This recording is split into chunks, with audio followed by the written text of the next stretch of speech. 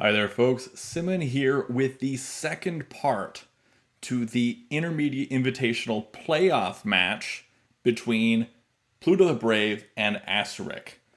This is pretty huge because in the playoffs, each match is 4 games. So it's best of 4. Now, if the players each win 2 games, then they have to play a tiebreaker match that is 10 minutes with 5-second increment. And that is different from the normal time, which is 15 minutes on the clock with a 10-second increment. So quite a bit different. And also, this tiebreaker game, it's just one game, will have 3 komi for black, meaning black gets 3 extra points added to their flat count score should the game end in a flat win. Who gets which color, you might ask, in this tiebreaker situation? They actually decide between themselves who gets black and who gets white, and if they don't agree, then it's a coin flip. So, pretty big, pretty different, and this is going to be the first complete playoff match of this Intermediate Invitational Tournament. And so we are going to see the ending of this and to see who moves on, because this is single elimination. So one of these players will be moving on, and the other will be out of this tournament for good. So I'm excited. I hope you're excited. Let's get into game 1.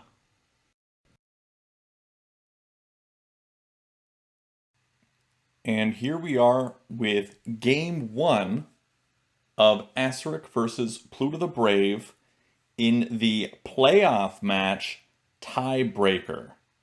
So they get to play 2 games to make their tiebreaker. Whoever wins goes on, whoever loses is eliminated from the tournament. Alright, starting off in the corner in A6, and then F6, we get that adjacent corner very quick to start out here with the mirrored opening. And continuing along for that vertical threat.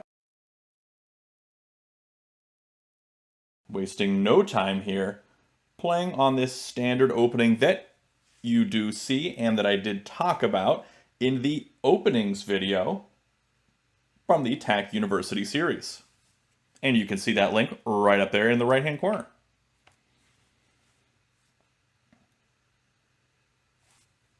Still feeling it out right now. We see that Asceric does this again. He did this in the previous match versus PlutoTheBrave, playing up here instead of down here at D2. It is different than the norm. And so black playing the capstone right out here, as we often see.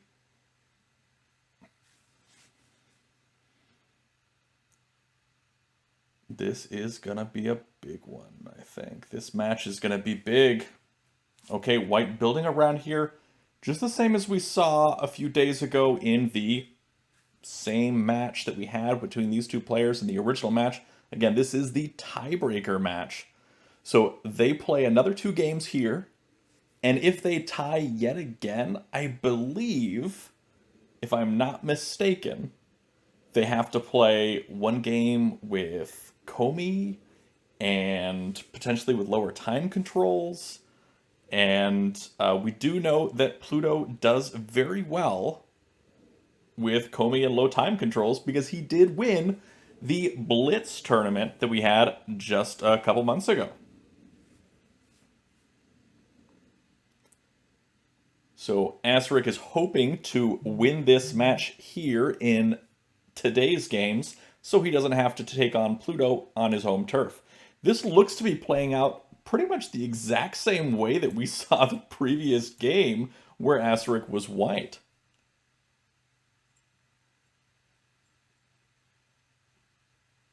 We do see black continuing this threat over here, creating this anchor point here to go for a vertical or horizontal threat up here at A5, A6. White's capstone in a very strong position here because it can cut off this black threat in either direction, can't be isolated. We talk about all these great points on how best to place your capstone in the Tak University series video where we talk about capstones. And you can see that video linked right up in the right-hand corner as well. Okay, so white building along here up at b6, kind of going for this horizontal threat, but also kind of building up a little bit more buffer zone so he can come over here and capture over here onto a6 or down here to b5 and kind of cut that off maybe with flats first and then the capstone, maybe to give that capstone a little bit more power, a little bit more mobility, and a little more influence in this game. Currently, however, I would say that Pluto, as black, has the momentum in this game as he can create a road the quickest. However, white can cut that momentum off very quickly with any number of different captures. Black, in response to that, knowing that this capstone and this flat are here ready to cut off b5, and he's got other flats here that are able to cut off this line on c, deciding to build along here on the A column. Now, that's particularly strong because he's building up this foundational area and being able to go in multiple directions at once. Now, this is where white is building here at e6 now, trying to go for this horizontal threat, going to come down, or rather come up with this capstone and make some sort of threats in the future. Now, that could be dangerous. However, I believe that this c5 flat going upwards could potentially mess up those plans for white. Also, black could decide to move this capstone over onto d4 at some point, and then he'd be able to throw that capstone up onto d6 and ruin any sort of horizontal threat going along on the 6 file. So a lot of options here for both players. Pluto taking his time in this game. He's down to 13 minutes. Asceric just under 15. Decides to drop a wall there. Now, that's a smart play.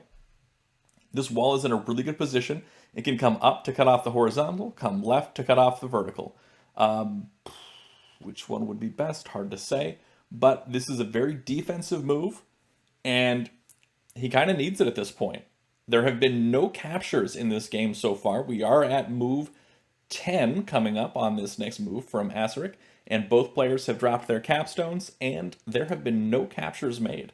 So just placements. We do see this first Tak threat of the game playing for this vertical road. Comes over with the capstone. Now, it doesn't come over with the wall, which is important to note. Coming over with the capstone keeps that capstone in the game, but also starts to build towards that horizontal threat for black, making that capstone part of that road, cutting off this whole vertical threat, but also building towards that horizontal threat. And this wall is in reserve, able to come up and cut off on e6 or come over to d5 if it wants to do that. Okay, it looks like white is now building around here over at c2, kind of cutting off this vertical threat of black. Really wanting to cut that off right here. Black may decide to play here at a3 or decide to continue on over here for the horizontal at e4.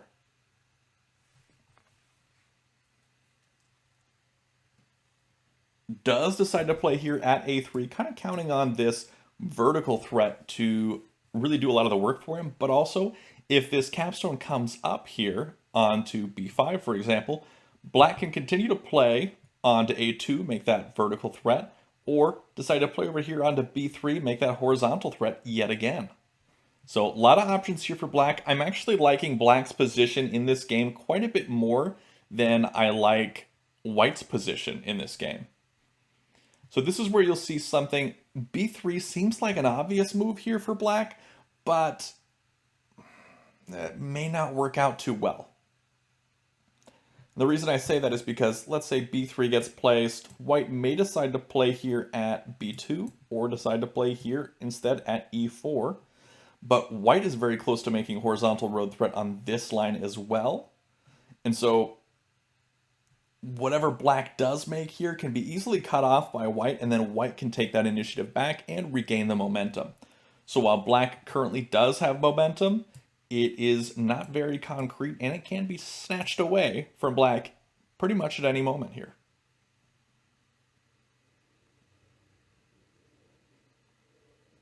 Black down to 12 minutes on the clock, Asceric at 1350. And again, they do have a 10-second increment, so 15 minutes on the clock, and then 10 seconds every turn. So we do see he does play at B3. This continues for that vertical threat, but also goes for the horizontal as well, kind of doubles up on that direction. White can cut all of that off by moving this capstone over here onto C4 and cut off this capstone from all of the other flats that he has built over here, which would be pretty devastating to black's horizontal line, as it would essentially neuter it. And that's exactly what happens here. White's capstone does come over here and neuter that line of black. This is where black comes down with the capstone. I was just thinking about that move. Coming down with the capstone would be able to maintain the same sort of horizontal line, but also be able to cut off any horizontal line that white starts to make on this 2 file.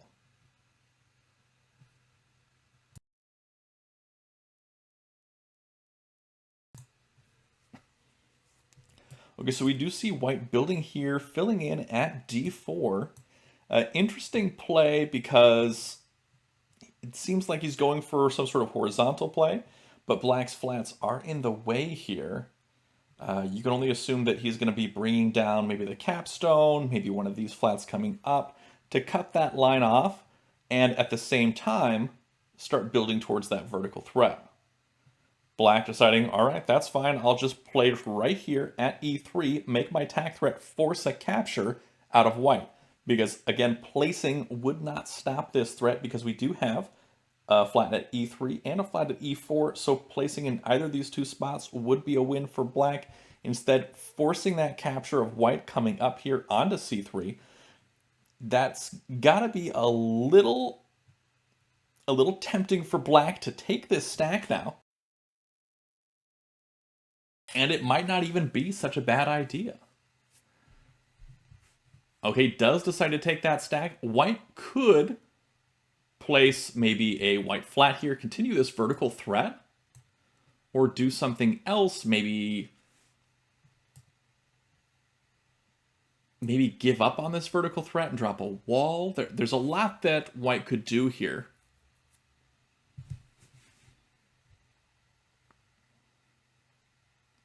White, oh, this is a horizontal threat here. Placing at D3 would be erode for white. So black does see that, decide to place here at D3, fill that in. That was a sneaky, going from A2 all the way up here to F6. That is a very sneaky horizontal threat. So we do see black fill that in, make their own threat.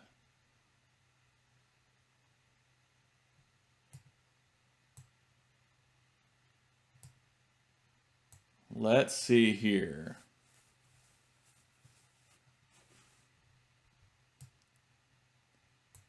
All right, white captures upward, again, making this threat for the horizontal line.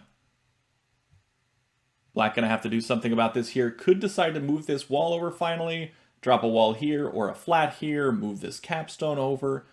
Any of those would work. And I'm being told in the Twitch chat that when Pluto moved the capstone over, he was stopping a threat. Let's take a look. All right. Wasn't stopping a threat here. Didn't stop a threat there. No. Yeah, that's stopping a threat. Yes. Okay. On 16 was stopping the threat. Okay. So we do see that black's played here, white captured up, and then black captured back over. Okay, I like this from Pluto.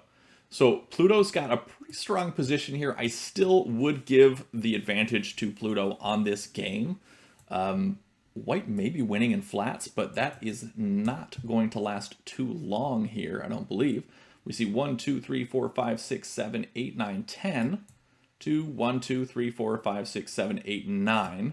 And black does have a plus, let's see, 1, 2, that'd be a plus 1, minus, that's a plus 3 move? Minus 2, plus 1, plus 3. Yeah, it's a plus 3 flat count differential move. I did talk about flat count differential in a recent Tak University series video, and you can see that video up in the top right hand corner. That is about flat count differential and what I mean when I talk about plus 3 move and things like that. So here's where I can see a number of things going on. I could see this stack spreading out upwards, covering here and here. I could also see it, again, spreading out downwards. This is another Tak threat for black. So spreading upwards would have been a Tak threat horizontally, easily cut off by this capstone and liberating a flat, or spreading out downwards, not capturing anything from white, but creating this Tak threat in this direction. It's actually not a bad Tak threat at all.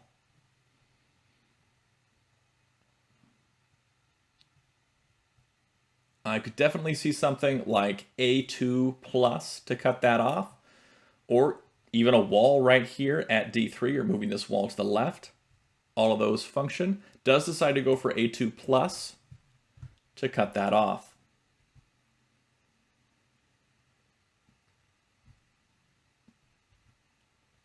Here's where you could see some differences. Black might decide to play here at B4, but that would give this capstone an excuse to move over. Could decide to play here at A2, but would give white a little bit more time to reinforce the position. Black could decide to capture onto this, but that would give white an opportunity to maybe drop a wall somewhere and stop this whole thing from continuing even more. So white has a lot of options here. Black has a lot of options. It's hard to say what's the best. Does decide to place here at B4. Continues that threat and builds this citadel, which is a nice, strong little spot there. Citadel, another term from the Tak University series where I talk about terminology. And you can see that video in the top right-hand corner. I'm linking a lot of videos in the Tak University series. As you can tell, they talk about a lot of the things that I talk about in my commentary videos.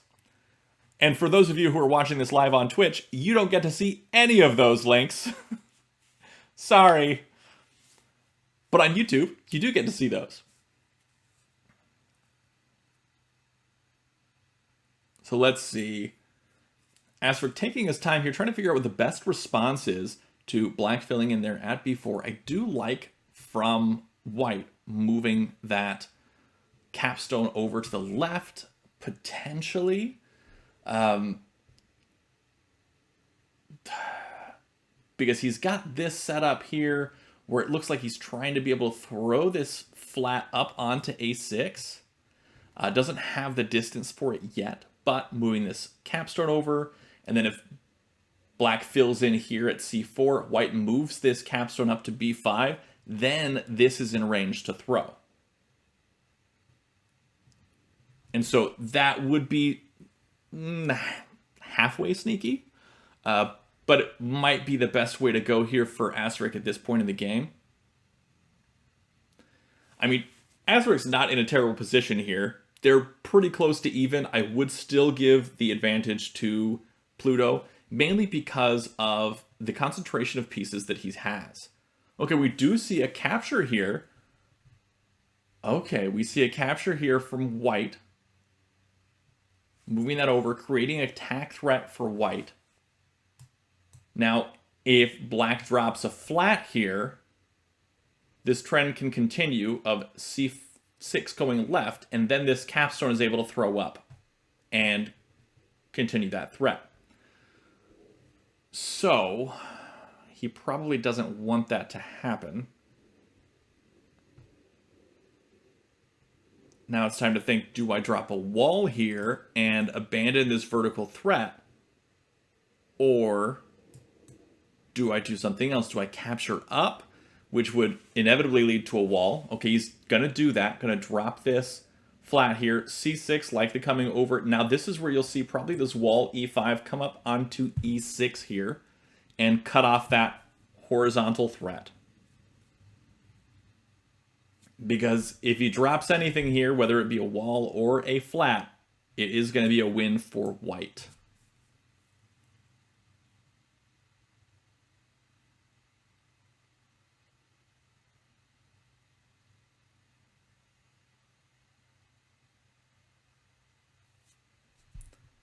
This is where I would say that wall needs to come up. Does bring this stack up instead, which is surprising. This is where you'll see a wall come out for black, probably on B6.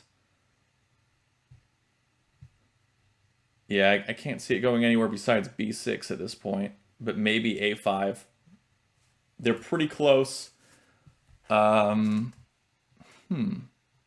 A5 might be better. B6 would probably throw down if, and yeah, so if he places it B6, this A6 stack is going to be spread out, down, and cover up onto A4. And that would be a +2 move for white.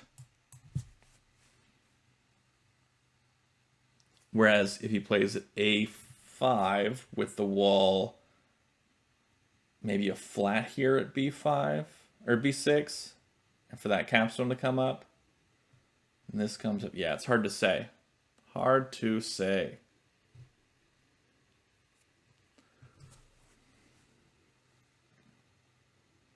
I would have thought that Pluto would have had a plan in case B6 came over to the left and recaptured there when he captured up onto A6, because it feels like that's sort of like the automatic move. Like he has to do that.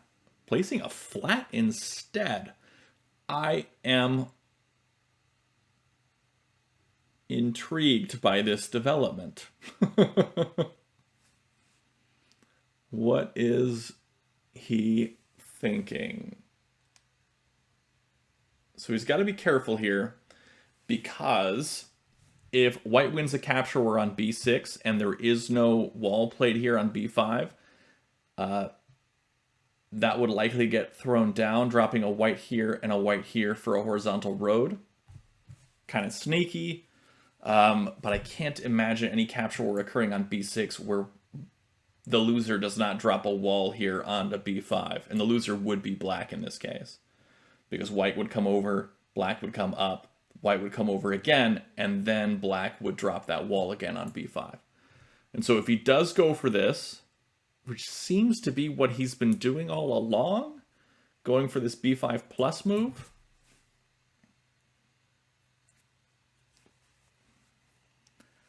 I'm a little surprised that black is letting white kind of dictate this here, because he's got a lot of moves here to shut down all of what white's doing, but he's not using them. Does decide to finally move that wall. I'm not sure why he waited so long to do that. Maybe he forgot that he had it and just hadn't been paying attention to that yet.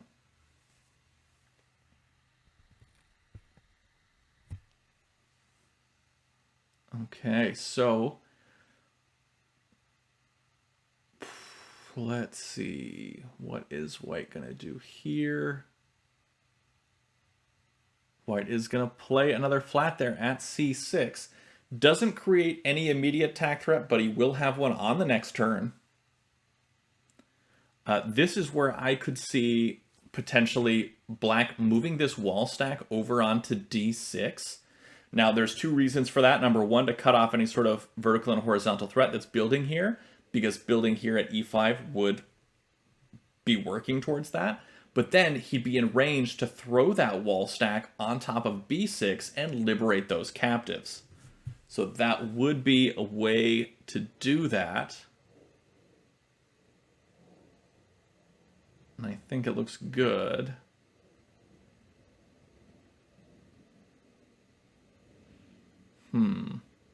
But he may want to start playing some other pieces first. Maybe he want to drop one at d3 to start. No, he's going to play at e5 instead. I feel like Pluto is a little flummoxed right now, and he's playing very defensively when he's still in a pretty solid position and he can make his own threats. But he is more sort of playing to not lose than playing to win, if you get my drift.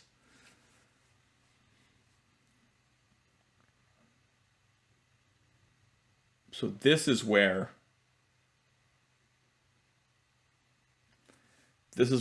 Black may decide to play here at f4, which could maybe work by bringing this stack over and throwing up, or decide to bring this wall stack over onto d6. I do like the wall stack over at d6, but I feel like that should be sort of absconded some way. It should be a hidden threat to capture this stack. It should be in response to an offensive move like a Tak threat. And there currently isn't one from White. So Black needs to do something to force a Tak threat out of White so he can respond with this wall movement as if it's an act of desperation, when in reality it's his move setting up for a capture on this big stack to liberate those captives. Black instead sort of filling out, just working on flat count, I guess.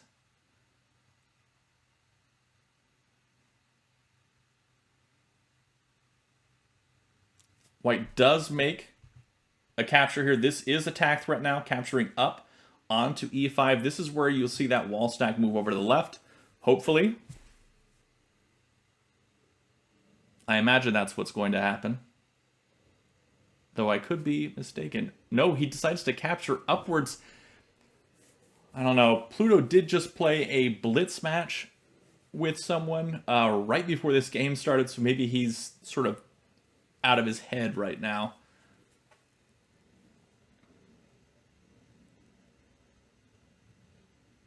Because I do consider him to be a very strong player. I mean, he wrecked me in the Blitz, of course. And lots of other folks, so does bring out that wall there on b5 to capture on that recaptured stack. That stack doesn't have too many places to go, and now it can't throw down in order to make any of those positive flat count differential moves.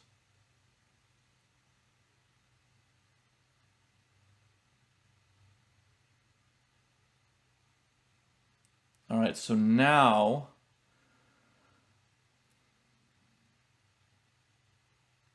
White's got to make some sort of move, and he's got to know that he's going to lose that stack. Because there's no good move that White can make with that stack movement to keep the stack out of Black's grasp, as it were. Not that I can think of, at least. I mean, if he moves it to the right at all, you've got this wall stack able to come over and capture it. And then I guess the capstone can come up and smash it, but I don't know. I don't know.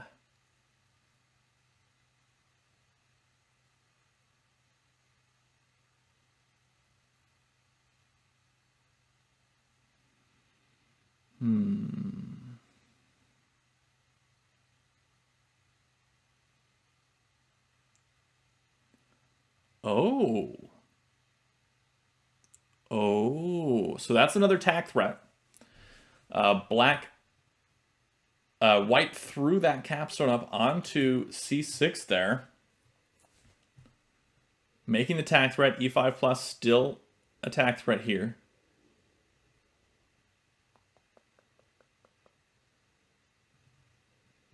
This is where I wonder if Black will just take these flats and throw them across to the right and kind of interrupt what's going on over here.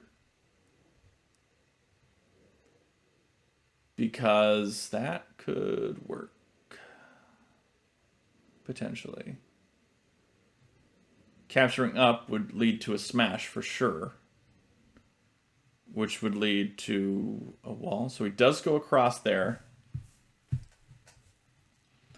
This is interesting. No more tag threat for white. And it can't be immediately renewed either. No move that white can make that can renew that tag threat. So black can actually retake the momentum here and make a tag threat on this next turn. Because black can place down here at F1, and that would be a tag threat here at D3. So the door is open here.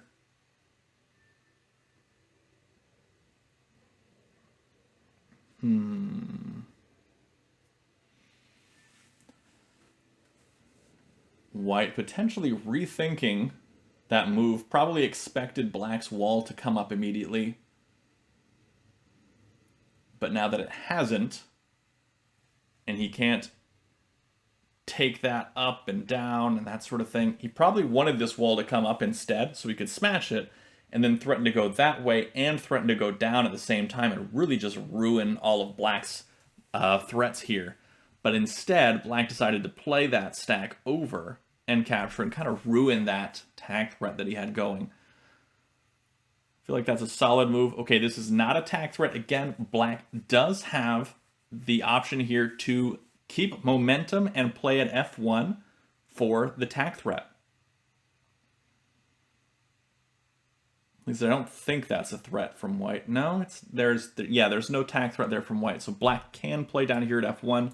It's what I would do, I believe. I would push my momentum. Does play that move. White's got to see it now because this is really far away from all of the action that's going on up here. So now white realizes, okay, I've got to do something to mess with this. The move that I see that's best, I think, for white is taking C2 right onto D2. What that does is it interrupts things and allows black to immediately renew the threat, but immediately renew the threat in a way that is easily stopped right away. So doesn't go for that. How will black respond here?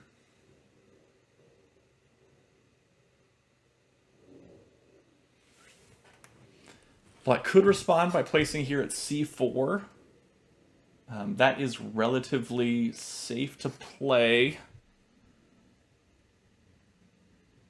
It's either way, this threat is going to get broken up by something that white does.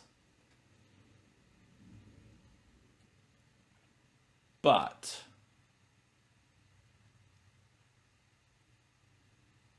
let's see.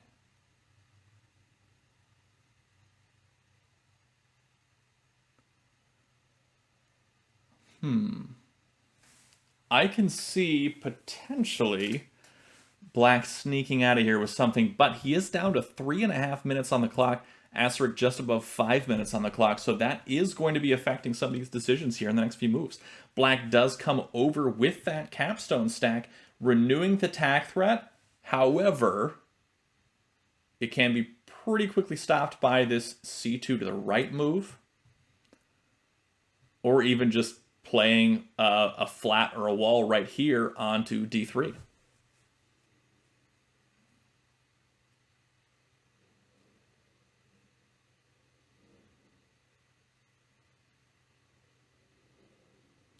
Does make that C2 right.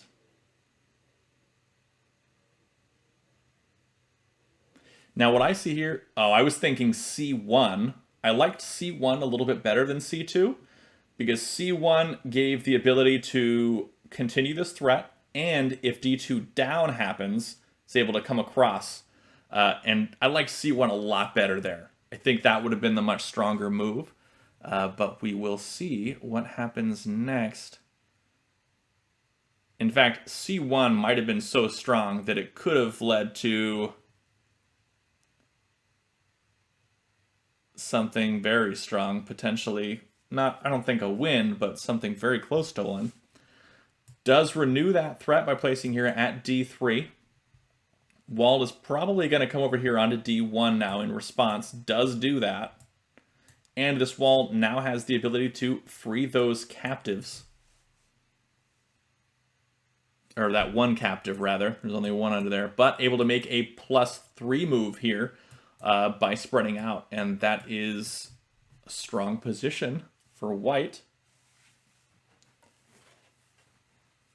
Again, black does seem to have better board positioning here, but man, it's hard to say if white is going to come out on top of this. They're both playing pretty even right now. White is being a little bit more of the aggressor. Black is starting to make a little bit of a comeback here, but it could be a little too late for that, as black does only have a few minutes left on the clock, just 2 minutes and 50 seconds, whereas Asceric is at 4 minutes and 40 seconds. Black renewing that attack threat.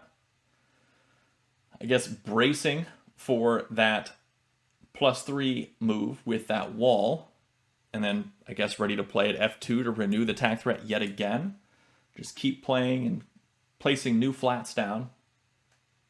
Could be the strategy that he's going for here.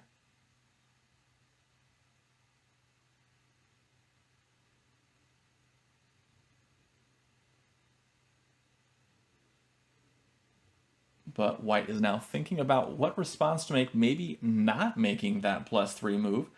Maybe instead capturing over with this wall onto d3. That might be what he's going for.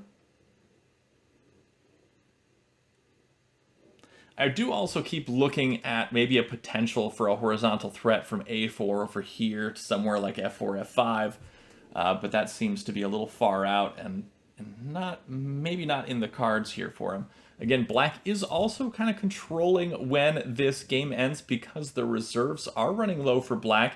White still has quite a few more. And let's take a look at the flat count on the board here. I think black may have come back. 1, 2, 3, 4, 5, 6, 7, 8, 9. 1, 2, 3, 4, 5, 6, 7, 8, 9, 10, 11 for black. However, again, it is 9 to 11, but white can make a +3 move right here and come back into the lead in terms of flats. Doesn't go for that, instead captures across, and I guess that was the only move that white could have made, I guess, that wouldn't, at least the only move that I can think of right now, that wouldn't immediately be renewed in terms of attack threat.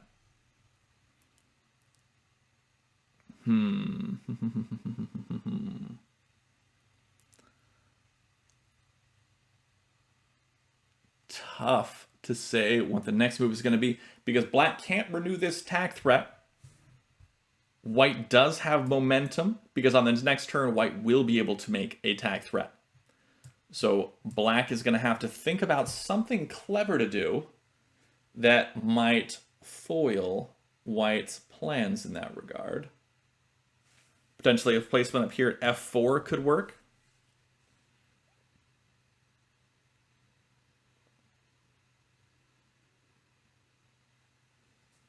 And it looks like that's what he goes for. All right, we're back in sync. Pluto down to 2 minutes on the clock. Asceric at 3 minutes on the clock. So they are getting a little closer in terms of time. Just 1 minute separates these two competitors. White making that capture and making that attack threat yet again. Will we see the capture from c5 to the right to interrupt that? Or will we see something else? We could even see e5 to the left. Do see c5 to the right. That one makes a little bit more sense to me.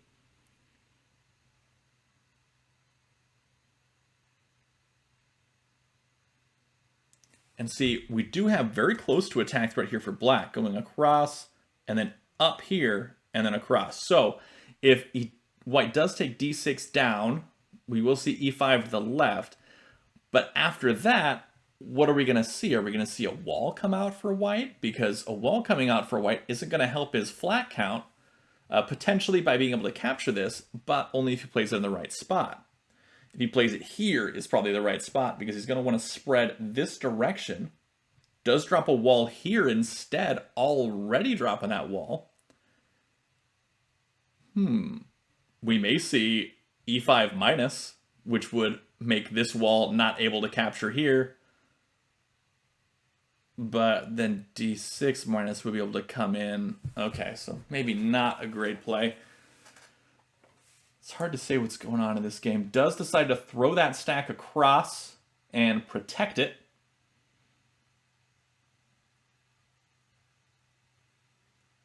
Forcing a capture. Now will f4 come up, or will e5 come over? I mean, 2e5 coming to the right does make a lot of sense here. But heck, maybe he's going to take the whole stack, 3e5 to the right, and be able to make a strong spread move down near the bottom. Doesn't go for that.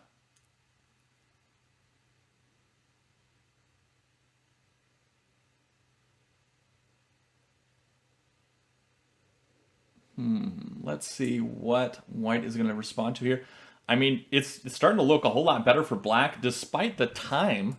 So down to 1 minute 20 seconds versus 2 minutes 10 seconds. So black is looking a lot better now, especially in terms of flat count.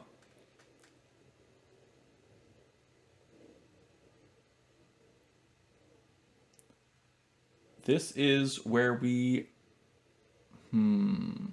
So white capturing on this stack would be a tak threat, spreading along in that direction. And if black decides to block that in some way by maybe dropping a wall here on d5, it would be able to spread down and make a very strong positive flat count differential move.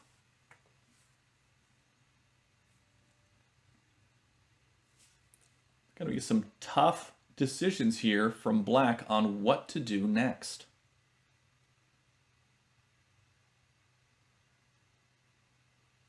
Decides to play there at f2. I was thinking about maybe playing down here or here, something like that. I like that play because, and again, I do think that maybe moving this whole stack over instead of just the top two here would have been the better play, because then he would have been able to spread this down for that instead of placing, but placing is also good. This is where it's a tak threat for white, spreading across to the left, leaving one behind, one behind, one behind, and then the wall. And so he definitely has the range to do that. Black is going to have to do something. What is... I guess he could move this wall up and finally make that move. Yeah, that would work. Moving this wall up on top of that. Oh, he misses the road. Oh, no. And black misses the road threat. White's going to spread off to the left for the win. Oh, that's brutal. Black was down to... Oh, he had 10 seconds on the clock because there 10 was added for the increment. Of course he played down there and missed that road threat. When you're down to that little of time, it's really, really hard to spot those threats. But well played, Pluto, and well played, Asceric. That was a really fun game to watch. A shame that it ended on a missed threat like that, but, you know, you can't always, you can't win them all on tenues or solid flat moves. But that was fun. It's surprising to see Pluto lose on time when he did so well in that Blitz tournament.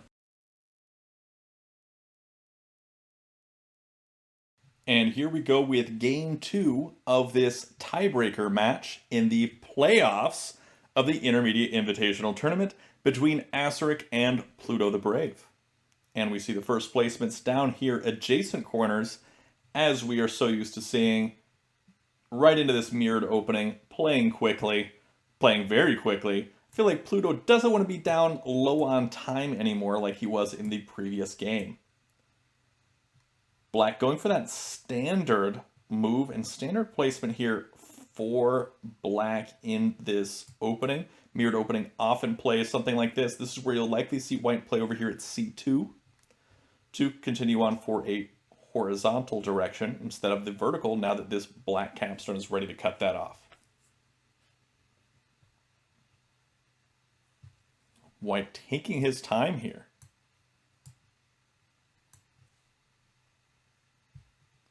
Instead, playing over here onto e4. Haven't seen that one before, or if I have, I don't remember it, which is basically the same thing for me.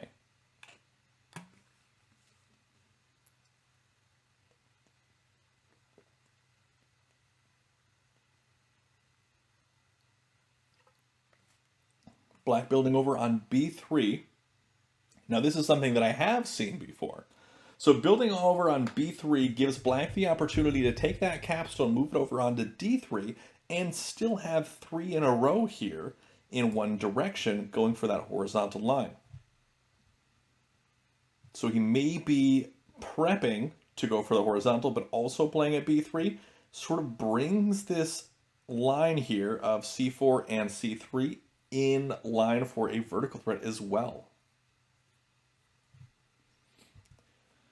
And Nitzel in the chat saying, yes, this looks a little bit like Tetris. We've got one of these pieces here, one of these pieces here. It is just like Tetris, you're right. We figured it out. Tak is just Tetris. All right. Pluto taking his time here, despite playing so quickly early on, he is starting to think about this a little bit more, decides to drop that capstone in a pretty solid space, I have to admit. Really follows all of the guidelines of a capstone placement. Black building now across down here at b2. This again goes for that vertical, but also that horizontal line at the same time. Probably wants white to capture right, and then he can start building up. But white capturing right would be good for white also. Would have 3 in a row going north. Yeah, so not anymore, however. I believe that now it works more towards black's favor. And then you needed to do it in the previous turn in order to really have that work out for him. Instead, now he's probably going to have to bring this capstone down. So we may see a c2 placement. Instead, no, we're seeing a c5 placement. Okay, yeah, I like that one too. I like that one a lot. Because then we can see maybe an e1 or a d1. Yeah, I think an e1 would be best. And then white can come across and make that threat north. So yeah, this is where I think an e1 could be the play here.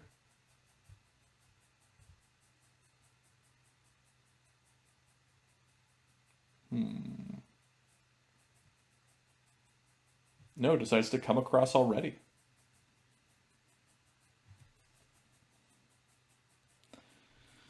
Which is risky because this capstone coming across can really ruin that whole thing. Black building a citadel here.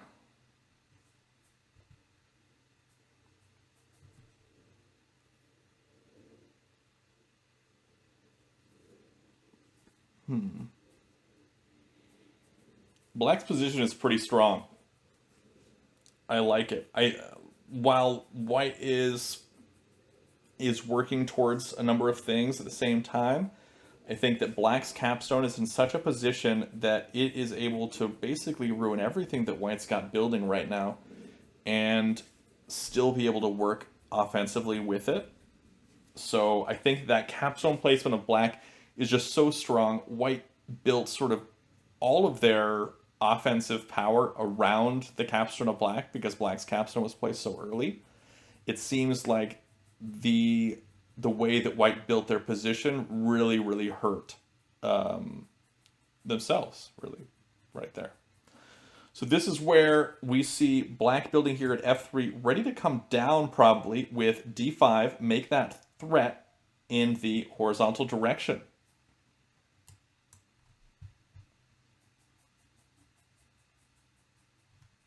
And coming across with c2 also would do the same thing. But it wouldn't work because this is a threat. So d5 minus makes the most sense. That is cutting off a threat and making their own threat at the same time. This is where you'll see e4 come left, create a threat for white down here.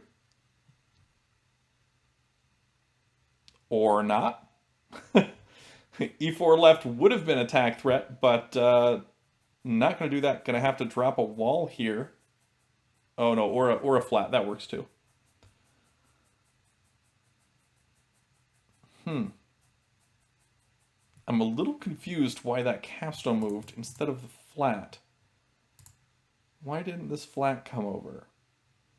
Because that would have been a threat again. Okay. Probably the best move. I think I see why now. Because it would have led to this capstone capturing that stack. Okay. White now building around this wall that black has placed to cut off this horizontal threat. Building around it.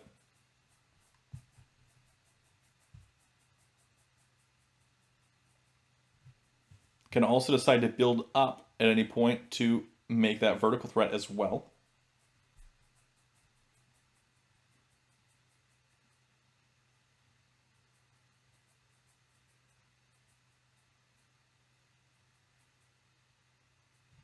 Currently no attack threat from white. White playing here at E1 would be attack threat in the vertical and horizontal directions. However, it would be easily cut off by capturing over here onto E3, for example. That would be pretty much the only way that black would have to stop all of that would be to capture at E3, placing at E1 for white. So black is going to have to think of some way. Okay, and that's another way to do that. Make that move ahead of time. That way, when white plays here at E3, or E1 rather, then black comes over with E4, because this is a attack threat from white going in the vertical and horizontal directions, or rather just the horizontal direction here, playing at E2 or E1 or F2, sorry. So coming across here with this, no, coming across there is another tag threat. Yeah, this is why I liked the E1 better for that, because it would have been that vertical threat as well. Yeah, I like the vertical threat a lot better.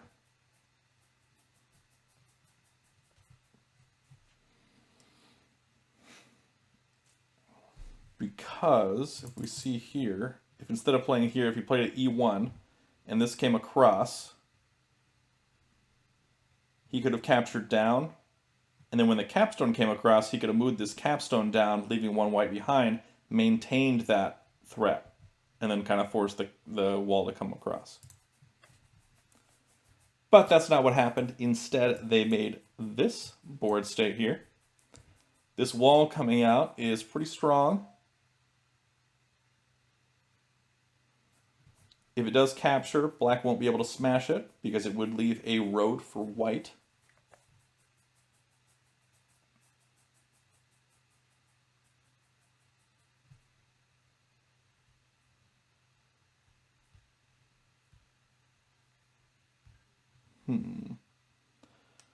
What is the play here for black?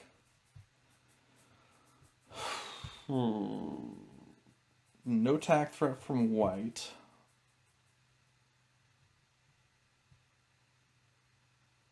But there is one on the next turn. Black might want to capture over with F4 to the left. This wall will eventually come over here to B4, I'm guessing.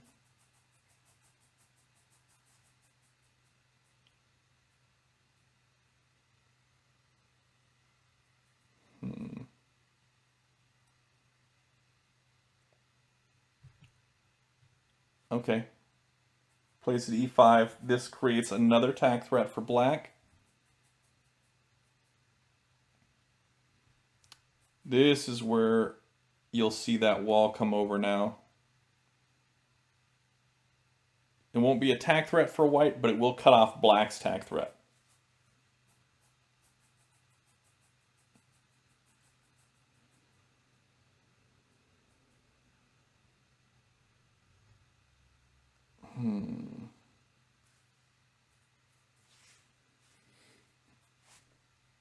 All right, we do see they're both pretty even in terms of time. Right around 12 minutes for both players.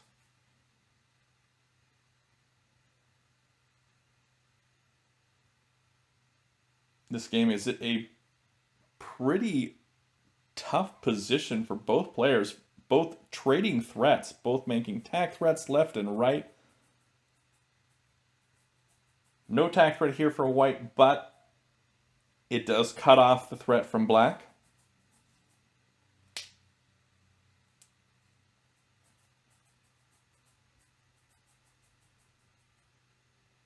Black dropping a flat down there. I guess white may want to place at f5 or at e1. I like to play at e1 a little bit. I like to play at f5. I like both of those. I think they're both solid plays.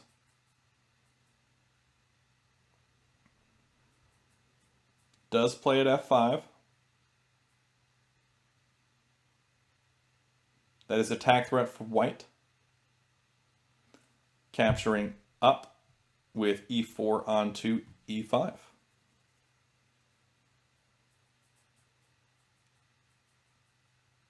That goes across. Now, I think a better play here is to take e4 plus instead of playing at a5, because e4 plus is a sneakier way, because black may have been tempted to just drop a wall here instead, and then white could have smashed it.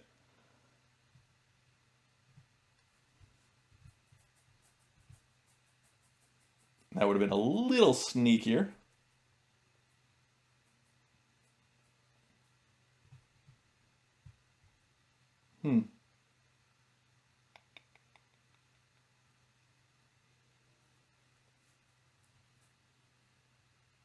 Yeah, I think a wall here on c4 is what black needs. And then when e4 comes up, this wall just moves over onto b4.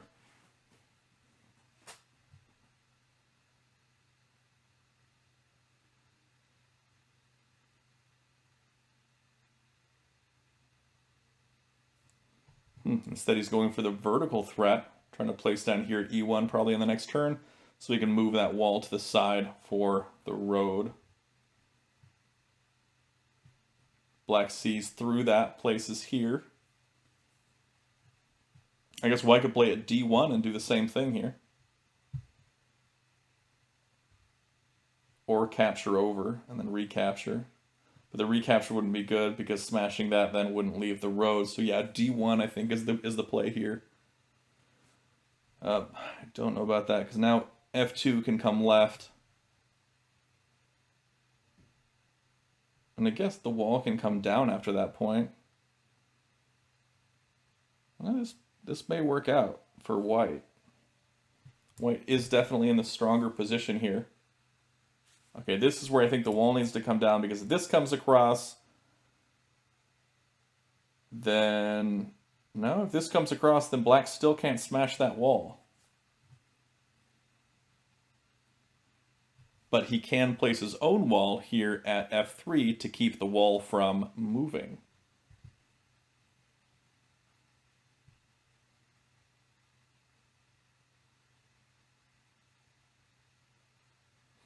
That is a tough one.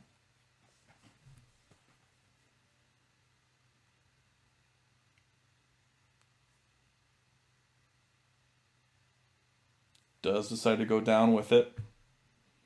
I like that move. I think that's the better move here.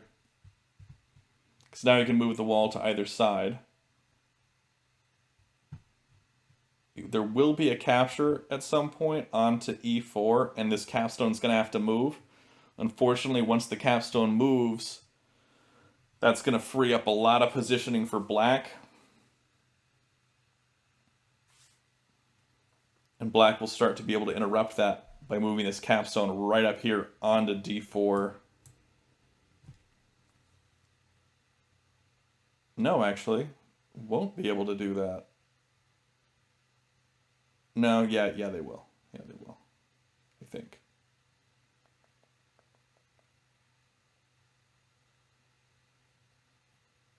No, yeah, the capstone will have to actually probably get thrown up onto d5 to really interrupt it. But yeah, this is a really strong spot for white. It's going to be tough for Asceric to come back from this.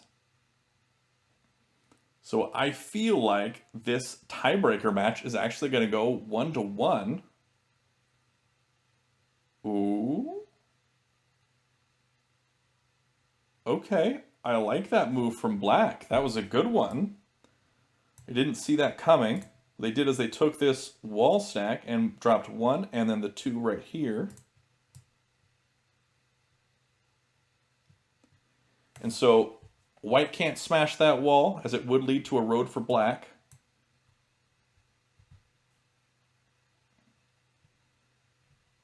White going to keep building up. Trying to renew that vertical threat. I could see white dropping at f6 here.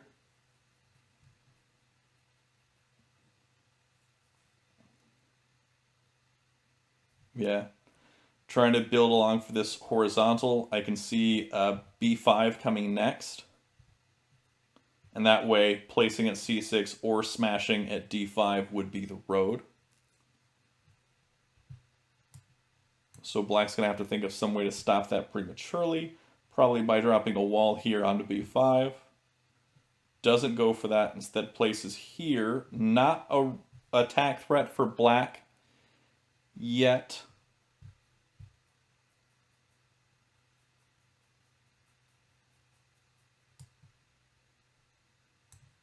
Okay, let's see. Yep, does play there at b5. Okay, so technically, I guess, this is not a tiebreaker match. Oh, yep, he missed it. He missed it. Placed the wall instead and missed it. And then the wall smash came out from the capstone. So, I've been told this is not a tiebreaker match. Every one of the playoff games is actually 4 games in a match. So each match in the playoffs is 4 games. So this is not a tiebreaker match. My mistake. So there is a tiebreaker game that needs to be played. This is according to the tournament organizer. So well played, Pluto and Asceric. That was a lot of fun to watch. That was a tough position, Asceric. You weren't going to get out of that too easy. But it was a great move with that wall. Yeah, you just missed the opportunity that white had to bring that up and smash. So it looks like this tiebreaker game that we're going to get is Pluto and Asceric with 10 minutes on the clock, 5-second increment. Now we've been previously playing with 15 minutes on the clock and a 10-second increment. So this is going to be quite a bit more difficult in terms of time.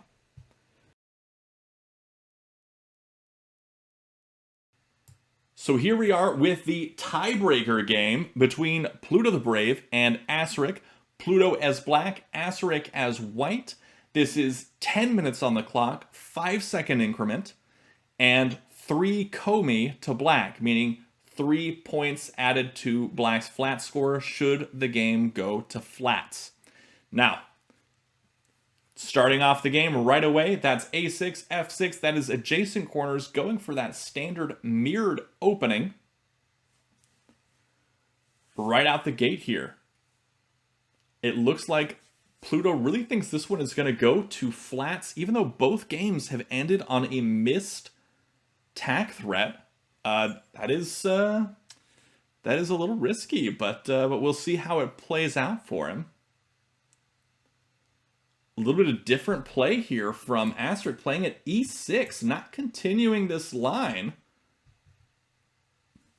Let's see how Pluto responds as black. Taking his time here.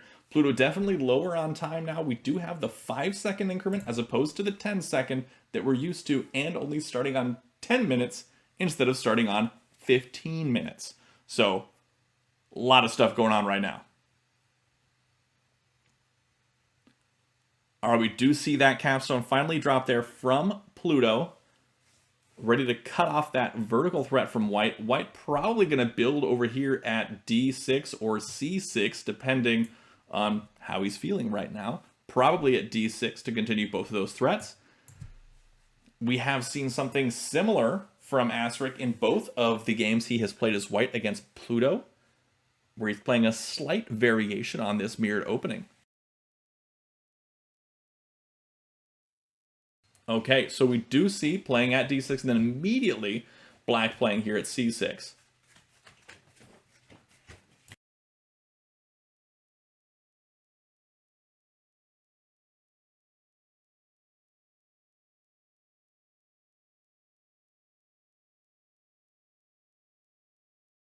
Capstone does drop there from white, ready to cut off the threats of black. Okay, so we're seeing now black building around that capstone at b5.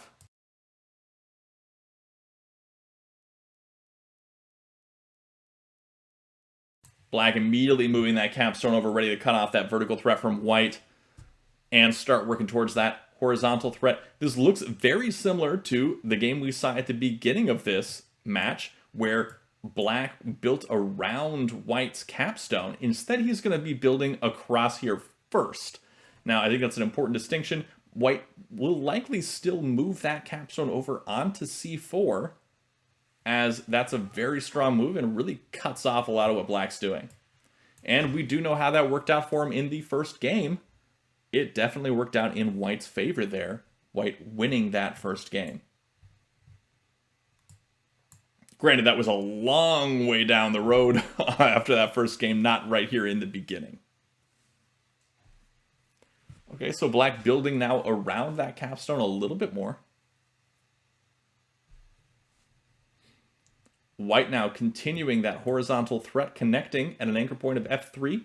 Black now building down around, making that vertical threat. White coming across with that capstone, ready to cut that off. Black builds around again, filling in at b4 to make that vertical threat yet again. I feel like this worked out a little bit better for black this time. Yeah, it's going to cause that capstone to thrash a little bit. Okay, moving down yet again. Okay, so that's a little bit different now than what we're used to. This is where we might see black play something here at f4. That would be a tak threat, would require a response from either d5 coming to the left or one of these e3 or f3 coming up.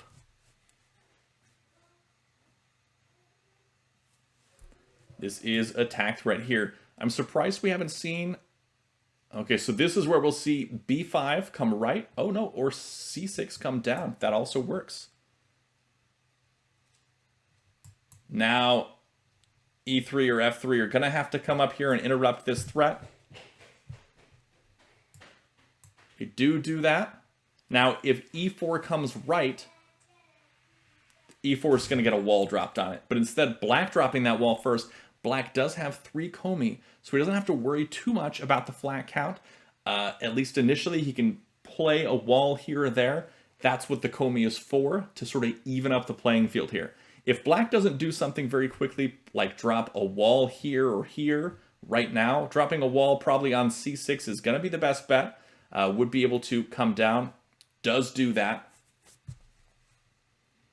That's where black is now in a little bit of trouble. Makes that capture over. I like that move. I do like that. Because while this wall can still capture onto this flat, he does keep that captive out of reach of the wall and makes a positive flat count move. Strong position. Strong position. Now the wall comes up.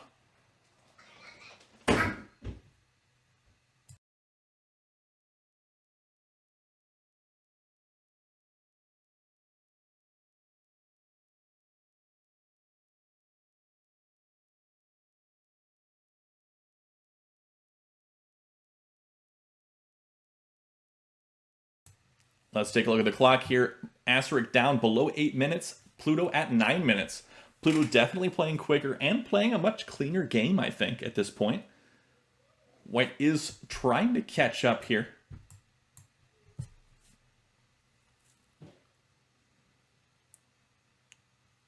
I do appreciate them taking this to the tiebreaker match, you know, to make this more dramatic and everything, specifically for the commentary, because I know that's exactly why they did this.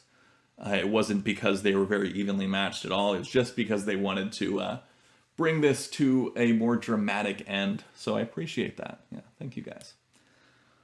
So let's see. We do see the placement at b4.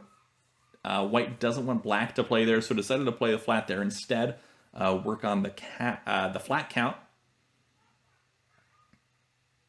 This is where I can see black starting to play lots and lots of flats and try to make as few captures as possible. Now, after doing that, we'll sort of play all these flats, play some walls, kind of keep white from making any threats, and then can use this wall stack here to make any sort of positive flat count differential moves and interrupt those threats of white. And what that'll do is that will cut off these things and maintain this flat count differential that Pluto wants. Will keep him in the lead there. I don't know how I feel about that move in particular. I think I would have played up here at a5 or at b6 before dropping that down. I would have wanted to save that move for when I could have covered one of white's flats at the same time. That, I feel like, would have been much more ideal.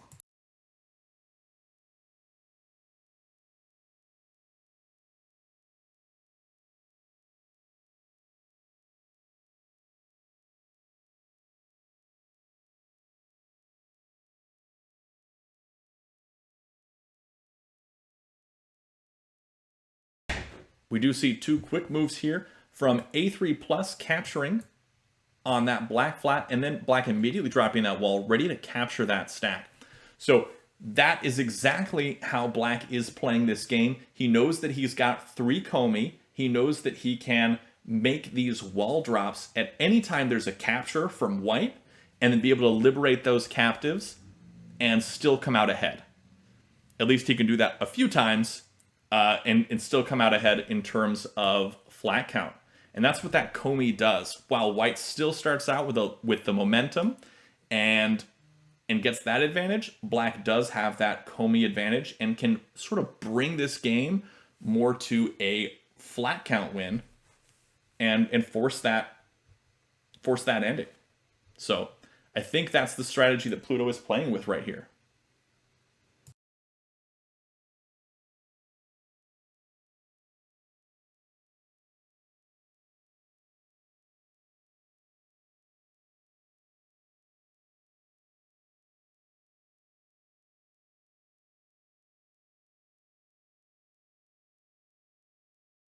I'm a little surprised at that wall coming down at e1, since it isn't next to a stack ready to liberate any captives, but it is cutting off that whole threat of white on that horizontal line. So that makes a lot of sense also. White now trying to build, I guess, in the vertical direction or go around. Now black's just going to fill in. Black, okay, so Pluto is definitely trying to end this game on flats and is definitely playing super defensive, not focused too much on roads. I mean, he's going to work towards roads a little bit, but he's going to try and really push for that flat count from the very beginning. And we didn't see this sort of gameplay from Pluto in any of the other games because he didn't have this komi.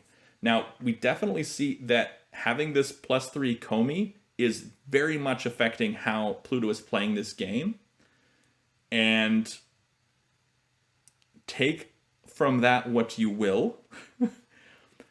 Personally, I have some strong feelings about komi, and that's that I think that we should just play 2 games just as they are until somebody wins both of them.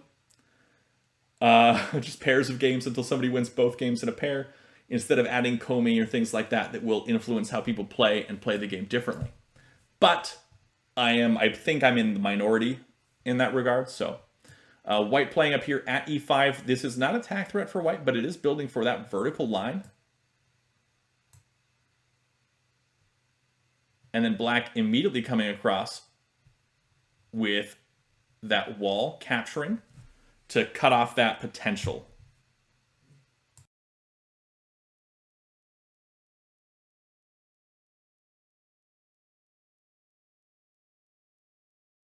B6 now coming out for white, trying to build along for that horizontal line again, or maybe vertical line.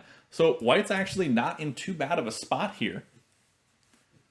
Black will probably want to take this A5 and bring it down on top of this A4 stack to be able to liberate that black captive at some point, make that positive flat count differential move.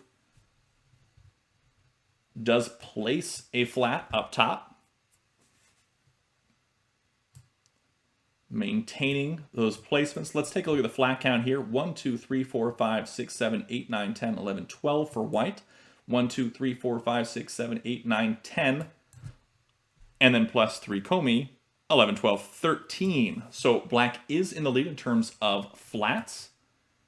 They are just about even in terms of flats, in terms of reserves, I believe. White dropping another flat now at F1. Black coming across with that wall now. Ready to make that +2 move.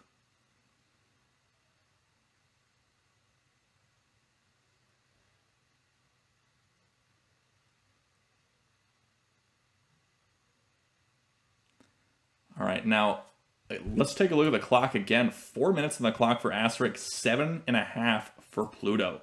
Pluto definitely playing a lot quicker in this game than the previous 2 games. And he's got a lot more confidence, I think, in this game, playing as black with komi. He did say after the Blitz tournament that he thought that komi gave the black player a lot of advantage, especially with a short clock, and that it was very easy for him to win as black. And he may have just been saying that because he played me when he was black, and that was very easy for him to win. But yeah.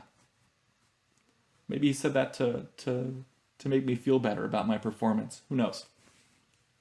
But I do know that right now we're seeing some pretty solid play from both players.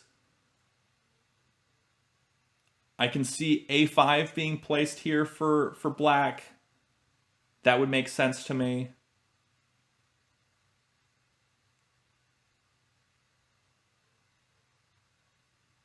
Instead playing at A3, kind of cutting off this horizontal line, I guess. A5 is because white can play at A5 and capture over and make this vertical tag threat.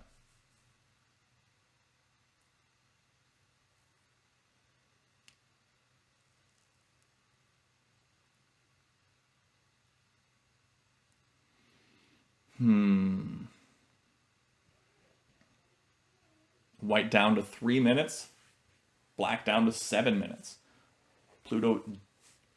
It feels like Pluto is taking control of this match, of this game at least, but white is definitely not out of this yet. He is making a lot of threats, a lot more threats, and black is really just counting on flat count to take him through to the victory. White now dropping at A2.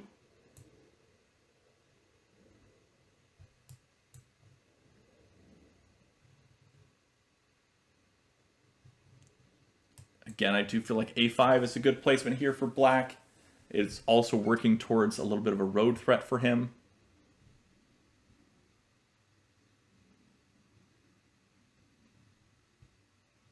Let's take a look at this flat count yet again. Black taking his time on this turn to figure out where he wants to place. 1, 2, 3, 4, 5, 6, 7, 8, 9, 10, 11, 12, 13, 14. Okay, so this is a tack threat for black. Moving this wall up or down will be a road for black. Does make that capture. I was a little surprised by that, but I guess he sees that this capstone cannot capture onto this stack because it would leave a road for black. Black cannot smash that wall because it would leave a road for white. Also important to note here. But by capturing down onto this B4 stack, he did give up his +2 move.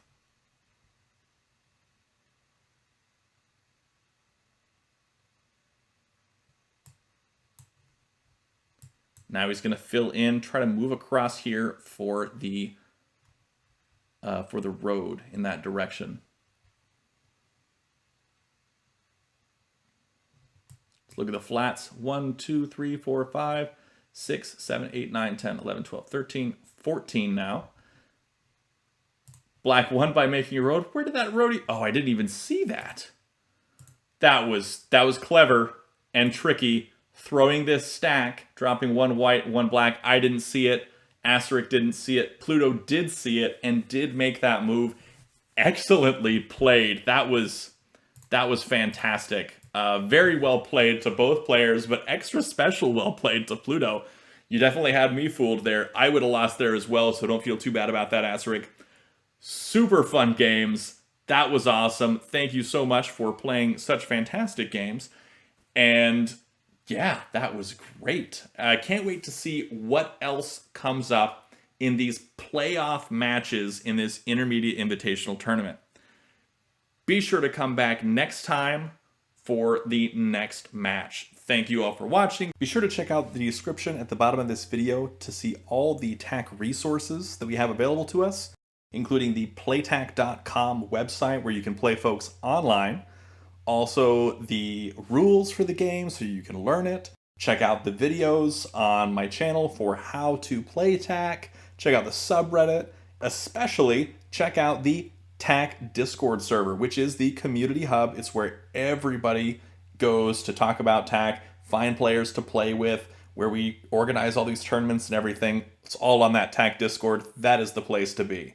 If you're unfamiliar with Discord, Discord is a audio and text chatting web application and mobile application, and it's super easy to use, doesn't cost a thing, and you don't even have to download anything if you don't want to. Thanks for checking it out, thanks for watching, and until next time, have a great day and happy tacking.